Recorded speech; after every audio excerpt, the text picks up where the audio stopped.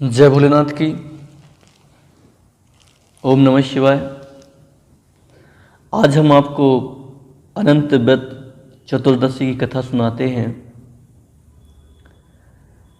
भाद्रपद मास के शुक्ल पक्ष की चतुर्दशी तिथि को संपन्न होने वाले इस व्रत के महत्व को भगवान श्री कृष्ण ने युधिष्ठिर से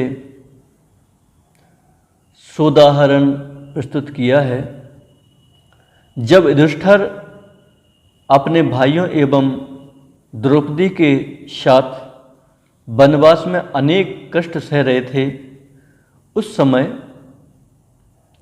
श्री कृष्ण ने उन्हें कष्ट से छुड़ाने के लिए अनंत व्रत करने का संदेश दिया तथा जिसने इस व्रत का अनादर किया था उसे भी बताया था, जिसमें अनंत भगवान के विश्वरूप 14 ग्रंथि वाले प्रतीक रूप सूत्र के तिरस्कार का परिणाम भी है। कौंडिन्य मुनि ने अपनी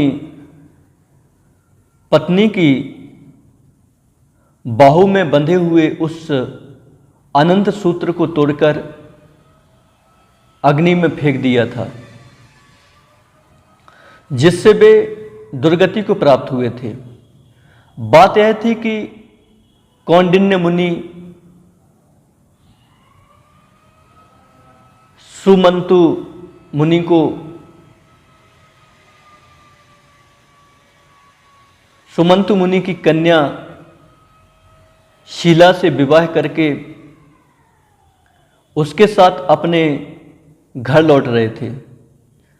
उस समय रास्ते में नदी किनारे स्त्रियों को अनंत व्रत करते हुए देखकर शीला ने अनंत व्रत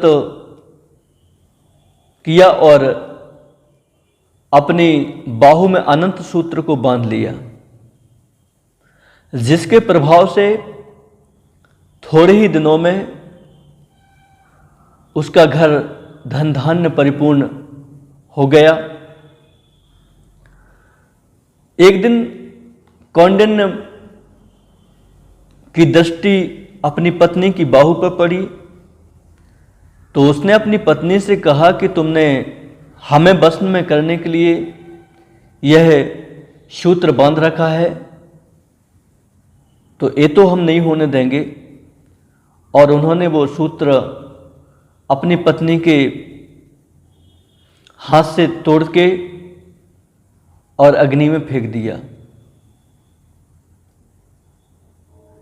तो यह अनंत भगवान का सूत्र है। पत्नी ने कहा यह अनंत भगवान का सूत्र है, इसे तोड़ना नहीं चाहिए था, अग्नि में नहीं फेंकना चाहिए था। किंतु ऐश्वर्य के मद में क्रुद्ध होकर कौंडिन्य ने उसे तोड़कर फेंक दिया। प्रायः लोग धन के मद में मतवाले हो जाते हैं, किसी को कुछ समझते नहीं और सहसा अनुचित कार्य करने लगते हैं, जिसका परिणाम होता है कि शुभ कर्म में प्राप्त संपत्ति नष्ट होने लगती है। कौंडिन्य को भी यही स्थिति हुई, जिसके कारण वे दीनहीन होकर पत्नी से परामर्श कर अपने दोष का मार्जन करने के लिए अनंत भगवान से क्षमा मांगने हेतु घर छोड़कर वन में चले गए। रास्ते में कोई मिलता तो उससे वो अनंत भगवान का पता पूछते और पता न मिलने पर आगे बढ़ते जाते, किंतु अनंत देव का पता न मिलने पर वे निराश होकर वृक्ष की शाखा में लटकने ही जा रहे थे कि उसी समय एक वृद्ध ब्राह्मण ने उन्हें रोक दिया और कहा कि हम तुम्हें अनंत भगवान का दर्शन कराते हैं। जब वे ब्राह्मण के साथ गुफा में गए तो वहाँ चतुर्भुज भगवान का दर्शन हुआ। भगवान ने मुनि से कहा, तुमने जो अनंत सूत्र का तिरस्कार किया है उसके मार्जन का उपाय यही है कि तुम 14 वर्ष तक अनंत व्रत का पालन करो। इससे तुम्हारी नष्ट हुई संपत्ति पुनः प्राप्त हो जाएगी और तुम सुखी हो जाओगे। कौंडिन्य ने इसे सहज स्वीकार कर लिया।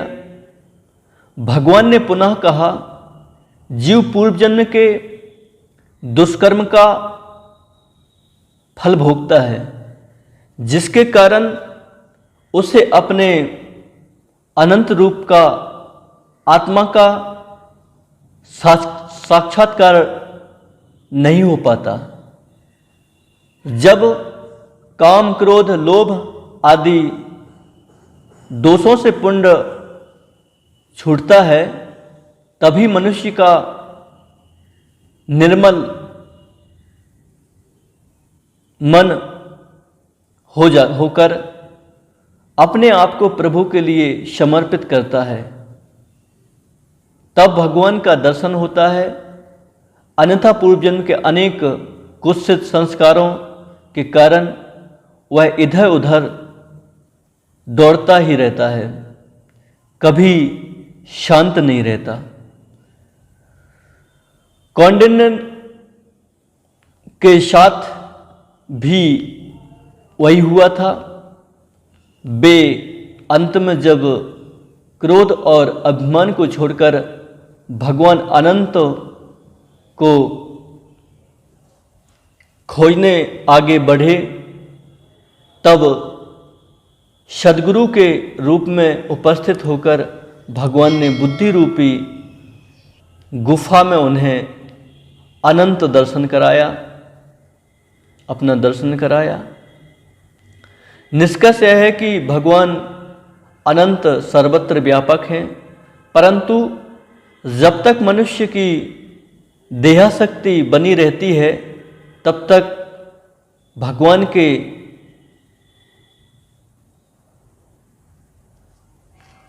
दर्शन होना संभव नहीं होते।